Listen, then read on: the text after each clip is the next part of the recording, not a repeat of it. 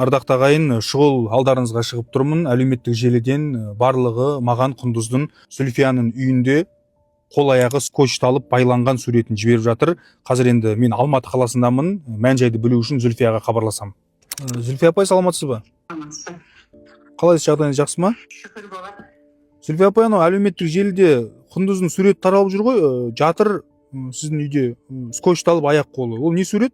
Соны менде няня болып істеген ана Құндыз кімді ұрған ғой, Назгүл, мен саған қазір суретін жіберем. Кімді кім ұрған? Құндыз кімді ұрған? Әпкесін ұрған ғой, возбужденный болып. Сол кезде байлаған ба, білмеймін ғой, мен де соны қазір көріп жатырмын. Құндыз біреуді ұрғаннан кейін кім байлаған оны? Үйде Танялар байлаған ғой. Таня байлаған ба? Иә, мен байладым дейді ғой. Таня қазір қасыңызда ма? Қасында.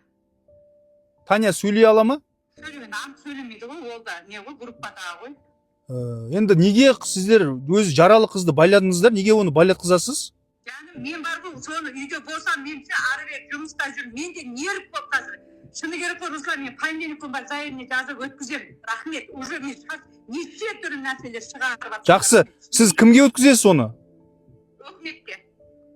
Онда мен дүйсенбі күні барам Таразға, иә? Күтіңіз мені. Керек жоқ. Жоқ, сіз жауап беру керексіз осы тірлік үшін. Мен барам, күтіңіз мені.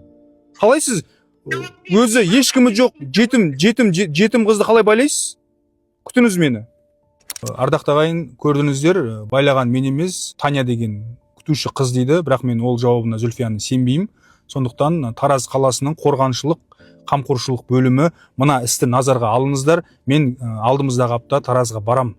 Мына сурет не сұмдық? Құндыз өзі ешкім жоқ қыз байланып скотчпен қол аяғы кісенделіп жатыр.